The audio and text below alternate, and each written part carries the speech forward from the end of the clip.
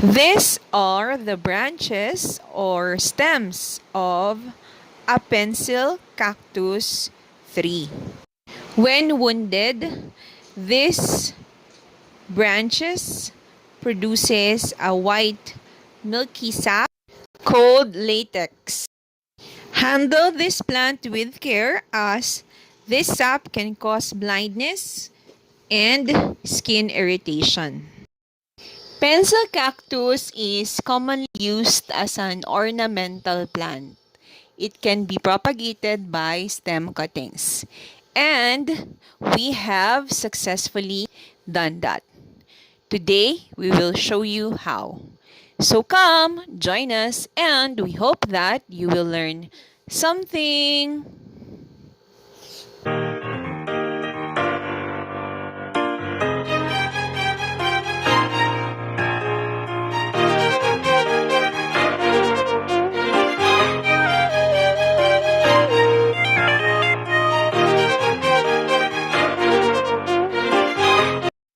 The shape of the stems of this plant are cylindrical and about the size of a pencil. As such, it was named pencil cactus. This is actually a euphorbia. It is Euphorbia Tirucalli. And this is native to Africa. This plant is also known as pencil tree, milk bush, fire stick, and so on.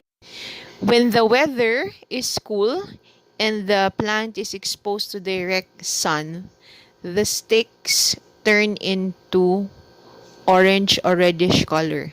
That's why this plant is also called fire stick. When grown outdoor and planted directly in the soil, this plant can grow into a tree like this one, and it can reach a height of 7 meters or more. This tree here is already taller than the house. This can also be grown as a shrub or planted in pots as a house plant. Like most Euphorbia, this plant requires minimal care. It grows in sandy soil and it just needs to be watered when the soil is dry.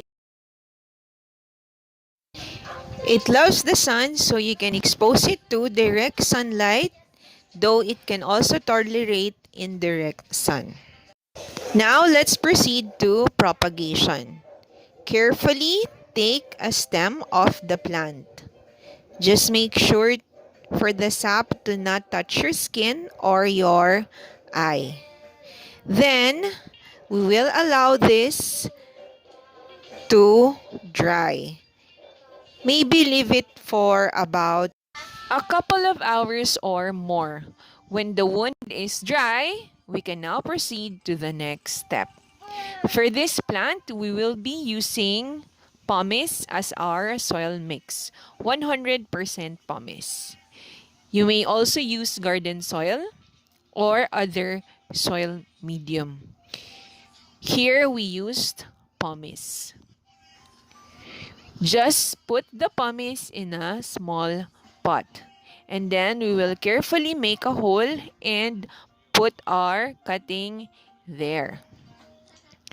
What I will do is I will put the two cuttings in one pot and allow the roots to grow there before I transplant it.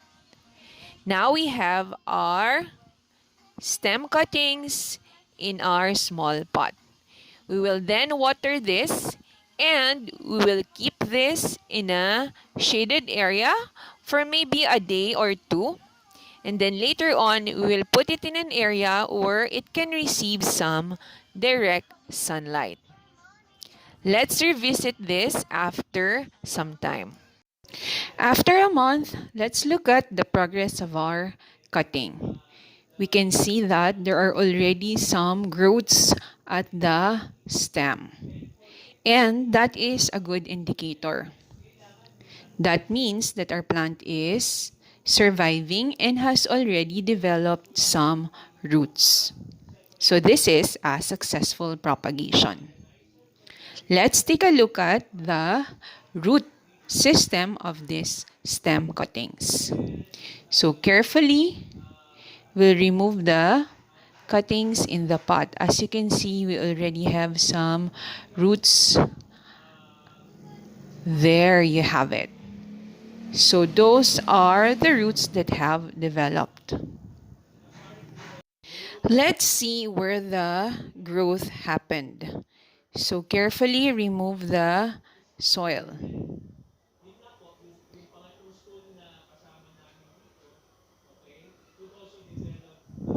This one.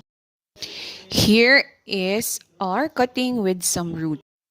The roots have grown from the wounded area. So there you have it. That is our pencil cactus that we have propagated from stem cutting. We hope that you enjoyed this video. And if you find it useful, please feel free to share with your friends as well. Stay safe, stay healthy, and we will see you on our next video. Bye!